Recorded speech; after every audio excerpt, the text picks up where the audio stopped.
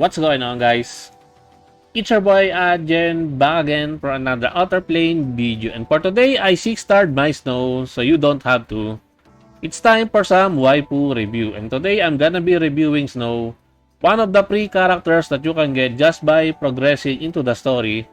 And also, she is one of the free characters that can easily be transcended into 6-star. Why? It's because the game will give you enough shards to transcend her to 5-star.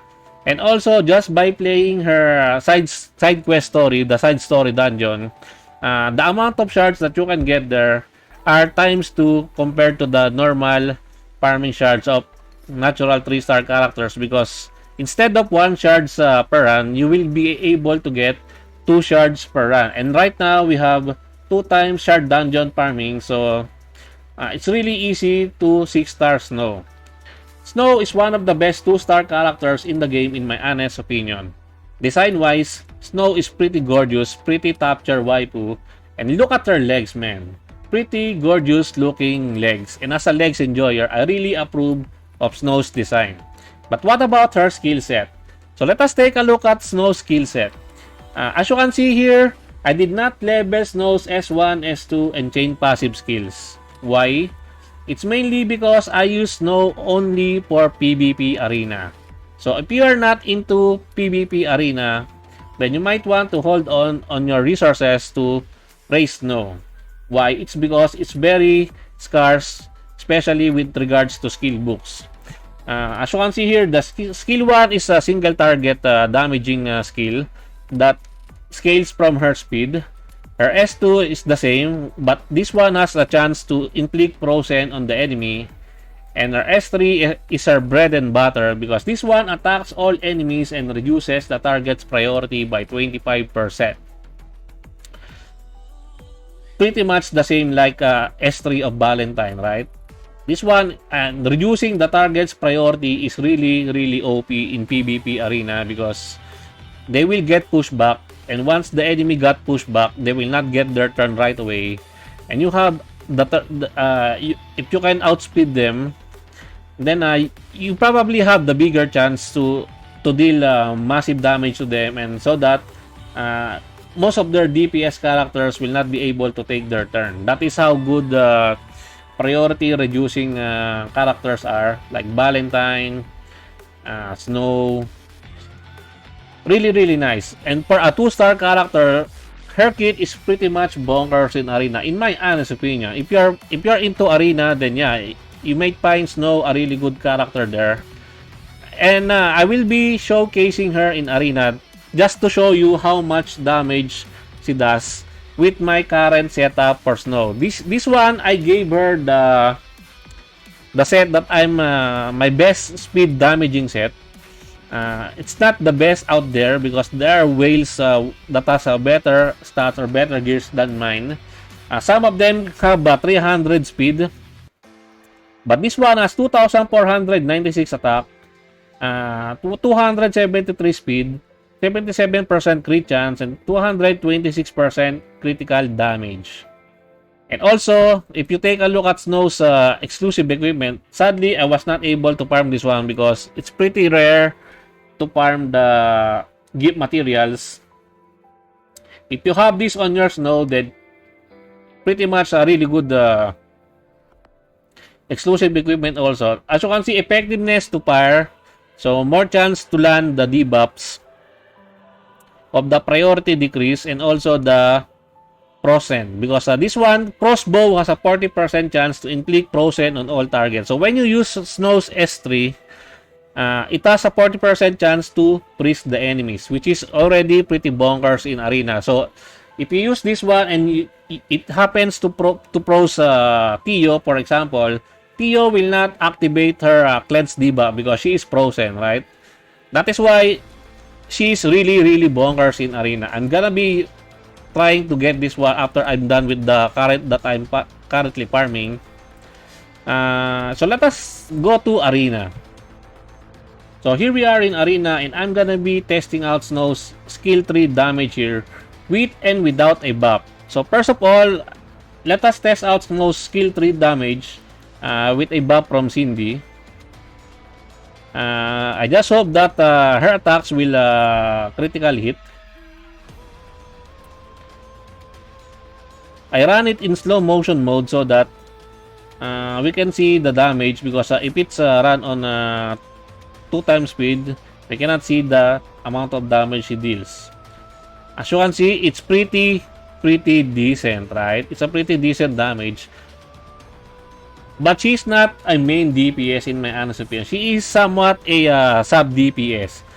Your main DPS should be Noah, Rin, something like that. She is somewhat a clean up DPS.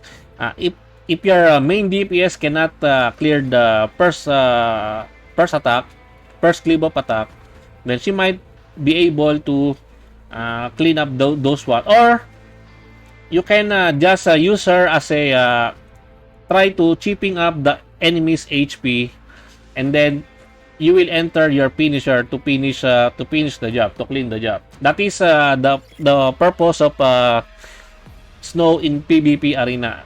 That is how I use her, and I will be back to test out her damage without seeing this buff. So now I'm gonna be testing out Snow's damage without seeing this buff. Because not everyone has Cindy race, and not everyone uses Cindy in arena. Now let us go ahead and check out Snow's damage without a buff. I hope this one will crit, so that we can see how much damage she can do. But if it doesn't crit, then it is what it is. And also that enemy has some form of evasion because it missed. It's still pretty decent damage. So she deals almost half of Valentine's HP, and she chips some of Noah's HP right there. Pretty nice. She can also be somewhat the Tio bait, because you want your characters to bait Tio's cleanse. So what about team building for Snow? How do you make a team around Snow, or how do you insert Snow in your lineup?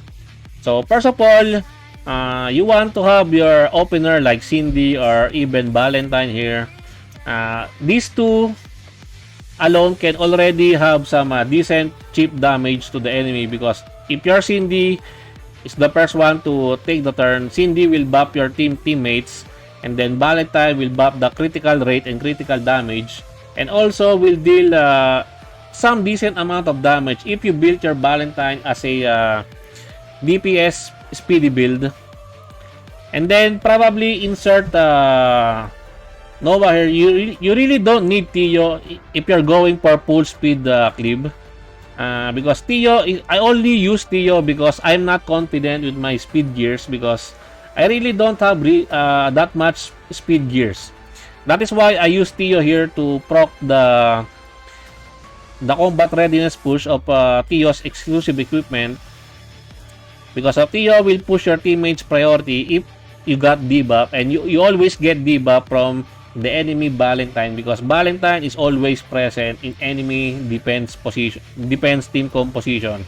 If you don't have build Noah, Rin is probably the best cleaver here. In my honest opinion, Rin is better than Noah in PvP arena. I've been advocating that one the past few weeks now. And every time I talk about Rin, I always says that a lot. Rin is a monster in PvP. And yeah, with this one, as you can see, this one is a really good team for Snow to fit in.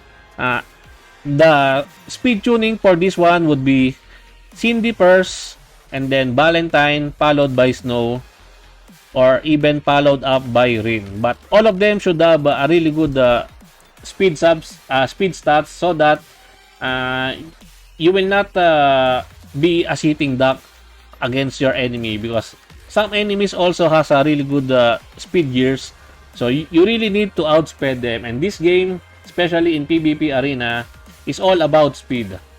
So if you get outspeed, you're GG, you're doomed. That is the current meta in this game. There are some bruiser builds like the evasion Veronica, and then the super tanky Tio evasion with speedy high amount of HP, where you will lose because of the lightning effect.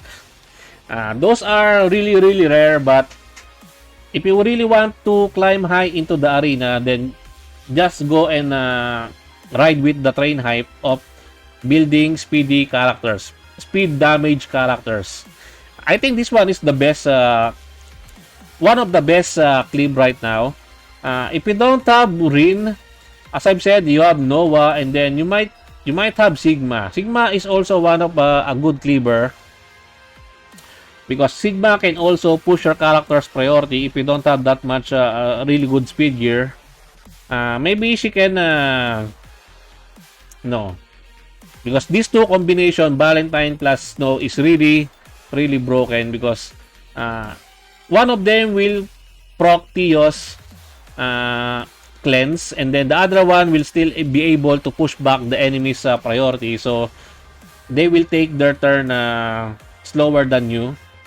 That is why these two are really really good in a team. You might want to remove Cindy, but right now a lot of people have really good gears now, and some of them have really high evasion. That is why I use Cindy nowadays, because Cindy gives you not only an attack buff but also an accuracy buff. That is why Cindy is here in my team, in my team formation, something like that.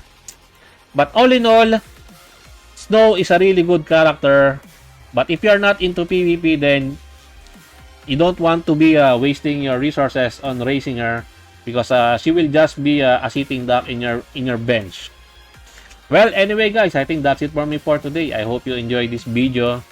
Please leave a like and subscribe. I would really appreciate it if you could help me grow my channel more. And thank you to everyone who are supporting my channel. I appreciate every one of you. Until next time, peace.